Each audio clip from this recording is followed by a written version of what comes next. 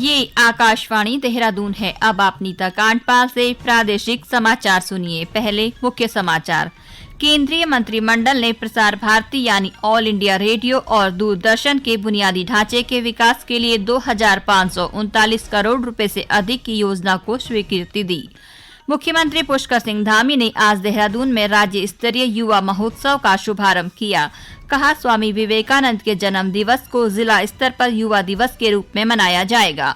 ऋषिकेश स्थित अखिल भारतीय आयुर्विज्ञान संस्थान इसी साल से एरो मेडिकल ट्रेनिंग को शुरू करने जा रहा है। और क्रिकेट खिलाड़ी ऋषभ पंत को उपचार के लिए देहरादून से मुंबई भेज दिया गया है। और अब समाचार विस्तार से। केंद्रीय मंत्रिमंडल ने प्रसार भारती यानी ऑल इंडिया रेडियो और दूरदर्शन के बुनियादी ढांचे के विकास के लिए 2539 करोड़ रुपए से अधिक की the broadcasting infrastructure and network development योजना को स्वीकृति दे दी है।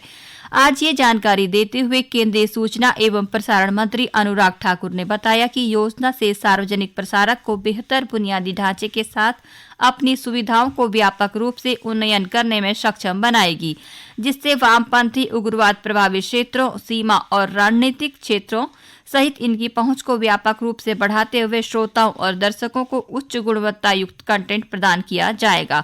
उन्होंने कहा कि घरेलू और अंतर्राष्ट्रीय दोनों तरह के दर्शकों के लिए उच्च गुणवत्ता युक्त कंटेंट का विकास और अधिक चैनलों को समायोजित करने के लिए डीटीएच प्लेटफॉर्म की उपलब्धता को भी सुनिश्चित करना है।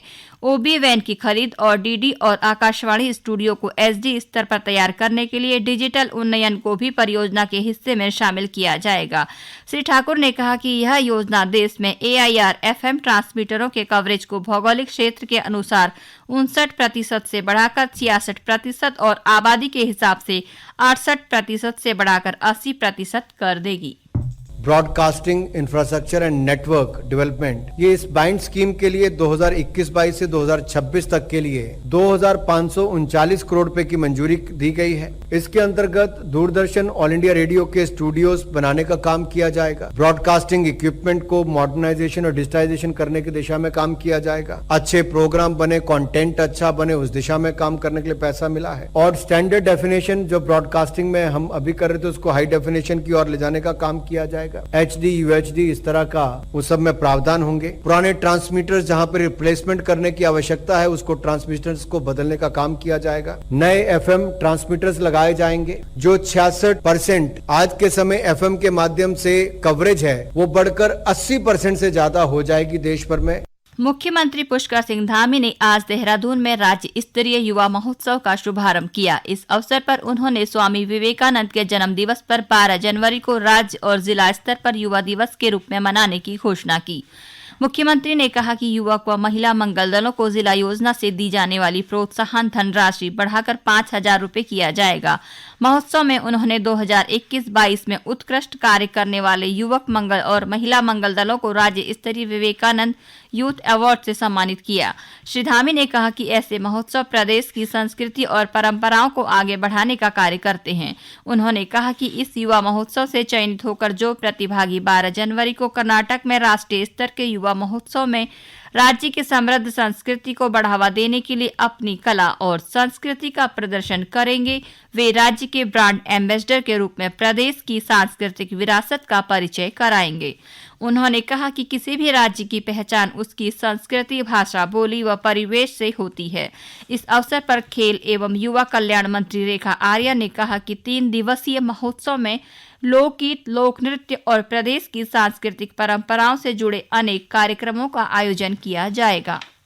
हल्द्वानी में रेलवे अतिक्रमण हटाने को लेकर पुलिस ने सभी तैयारियां पूरी कर ली हैं। कुमाऊं मंडल के पुलिस उप महानिरीक्षक डॉक्टर नीलेश आनंद भरने ने बताया कि अतिक्रमण हटाने के लिए रेलवे के साथ बैठक की गई। साथ ही अतिक्रमण अभियान के लिए 14 कंपनी पैरामिलिट्री और 5 कंपनी रैपिड एक्शन फोर्स की मांग की गई है। इसके अलावा गढ़वाल मंडल से भी पुलिस अधिकारी और सिपाहियों की डिमांड की गई है। सभी फोर्स 8 जनवरी तक हल्द्वानी पहुंच जाएंगी। उन्होंने कहा कि पुलिस माहौल खराब करने वालों को भी चिन्हित कर रही है। इसके लिए LIU के साथ ही खुफिया तंत्र को भी तैनात किया गया है। सोशल मीडिया की भी लगातार मॉनिटरिंग की जा रही है। CCTV कैमरा से भी पूरी निगरानी रखी जा रही है। डॉक्टर भरने ने कहा कि हाईकोर्ट के आदेशों का पूरी तरह से पालन कराया जाएगा। मुख्य सचिव डॉक्टर एस संधू ने कहा कि G20 सम्मेलन के जरिए देश विदेश तक प्रदेश के पर्यटन और संस्कृति को पहुंचाने का एक महत्वपूर्ण अवसर है। मुख्य सचिव ने कहा कि हर प्रतिभागी के साथ लाइजनिंग ऑफिसर के साथ ही उन्हीं की भाषा का एक गाइड भी उपलब्ध कराया जाए, जो राज्य की कोई भी जानकारी उन्हें उपलब्ध करा सके। साथ ही उन्होंने पर्यटन विभाग को सभी देशों की भाषा का प्रशिक्षण कार्यक्रम शुरू करने को भी कहा। ये समाचार आकाशवाणी केंद्र देहरादून से प्रसारित किए जा रहे हैं। ऋषिकेश स्थित अखिल भारतीय आयुर्विज्ञान संस्थान इसी साल से एरो मेडिकल ट्रेनिंग कोर्स शुरू करने जा रहा है। इस कोर्स के तहत अभ्यर्थी को अमेरिका और इजराइल के विशेषज्ञों की मदद से नॉलेज, स्किल और डिसीजन मेकिंग की ट्रेनिंग दी जाएगी। हेली इमरजेंसी मेडिकल सिस्टम के तहत हेली सिम्युलेटर स्थापित करने से ही संभव होगा। यह सिस्टम 1 वर्ष के भीतर स्थापित हो जाएगा। DRDO इसमें तकनीकी और एम्स चिकित्सकीय सहयोग प्रदान करेगा। एम्स ऋषिकेश की कार्यकारी निदेशक प्रोफेसर मीनू सिंह ने बताया कि DRDO के विज्ञानियों के साथ मिलकर इस पर होमवर्क पूरा हो चुका है। हेली एम्बुलेंस के लिए टीम को संपूर्ण प्रशिक्षण एम्स ऋषिकेश में मिलेगा। इसके बाद देश में कहीं भी हेली एम्बुलेंस सेवा शुरू होगी तो इसी सेंटर से प्रशिक्षण दिया जाएगा। एम्स ऋषिकेश ही इसके लिए प्रमाणिकता जारी करने को अधिकृत होगा। क्रिकेट खिलाड़ी ऋषभ पंत को उपचार के लिए देहरादून से मुंबई भेज दिया गया है। दिल्ली जिला क्रिकेट संघ के निदेशक श्याम सुंदर ने बताया कि ऋषभ को आज दोपहर विमान से मुंबई भेजा गया। उन्होंने कहा कि भारतीय क्रिकेट कंट्रोल बोर्ड उनके इलाज पर नजर रखने के साथ चिकित्सकीय टीम के साथ लगातार संपर्क में है। गौरतलब है कि 30 दिसंबर को दिल्ली देहरादून राजमार्ग पर सड़क दुर्घटना में घायल हुए क्रिकेट खिलाड़ी पंत का इलाज देहरादून के एक अस्पताल में चल रहा था। पिथौरागढ़ की जिलाधिकारी रीना जोशी ने निर्माणाधीन लेलू स्पोर्ट कॉलेज का स्थलीय निरीक्षण कर निर्माण कार्यों का जायजा लिया और संबंधित अधिकारियों को आवश्यक दिशा निर्देश दिए। जिलाधिकारी ने कार्यदायी संस्थाओं, उत्तर प्रदेश राज्य निर्माण निगम और उत्तराखंड पेयजल निगम के अधिकारियों को स्पोर्ट कॉलेज के शेष रहे निर्माण कार्यों में तेजी लाने के निर्देश दिए। प्रधानमंत्री नरेंद्र मोदी 27 जनवरी को परीक्षा पे चर्चा कार्यक्रम के 6ठे संस्करण में विद्यार्थियों, शिक्षकों और अभिभावकों के साथ संवाद करेंगे। यह कार्यक्रम नई दिल्ली के तालकटोरा इंडोर स्टेडियम में होगा। शिक्षा मंत्रालय ने कहा कि पिछले वर्ष की तुलना में इस वर्ष परीक्षा पे चर्चा 2023 के लिए पंजीकरण दोगुने से अधिक हुए हैं। शिक्षा मंत्रालय ने कहा कि 31 लाख से अधिक विद्यार्थियों, 5 लाख से अधिक शिक्षकों और लगभग 2 लाख अभिभावकों ने परीक्षा पे चर्चा के लिए पंजीकरण कराया है। 150 से अधिक देशों के विद्यार्थी, 51 देशों के शिक्षकों और 50 देशों के अभिभावकों ने भी कार्यक्रम के लिए पंजीकरण कराया है। मुख्य सचिव डॉक्टर एस संधू ने कहा कि पर्यटन प्रदेश में आर्थिकी और रोजगार का महत्वपूर्ण साधन है। उन्होंने कहा कि दिल्ली देहरादून एक्सप्रेसवे बन जाने के बाद पर्यटकों की संख्या बढ़ेगी। मुख्य सचिव ने कहा कि पर्यटन को बढ़ावा देने के लिए नए पर्यटक स्थल और नए साहसिक खेलों को शामिल करने की जरूरत है। उन्होंने पर्यटन की दृष्टि से भौगोलिक और प्राकृतिक स्थिति के अनुसार पर्यटन गतिविधियों की 2 कैटेगरी तैयार करने के निर्देश दिए।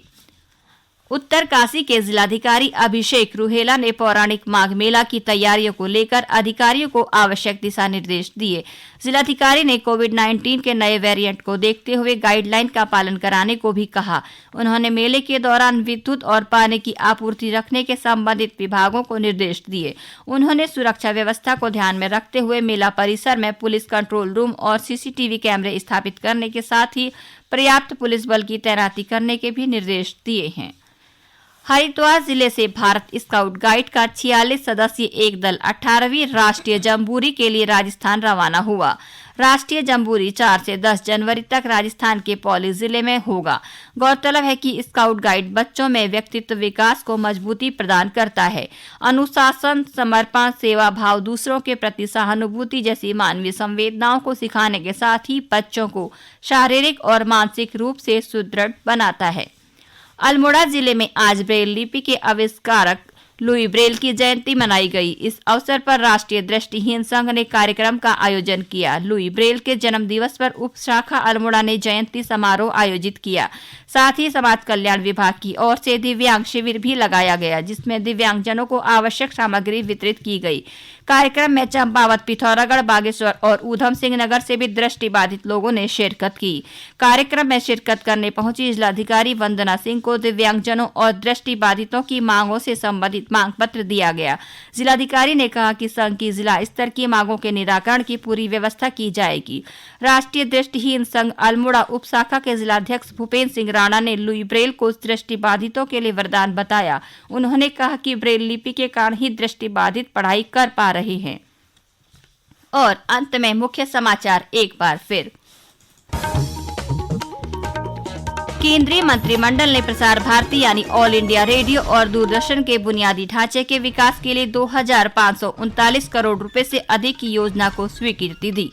मुख्यमंत्री पुष्कर सिंह धामी ने आज देहरादून में राज्य स्तरीय युवा महोत्सव का शुभारंभ किया। कहा, स्वामी विवेकानंद के जन्म दिवस को जिला स्तर पर युवा दिवस के रूप में मनाया जाएगा।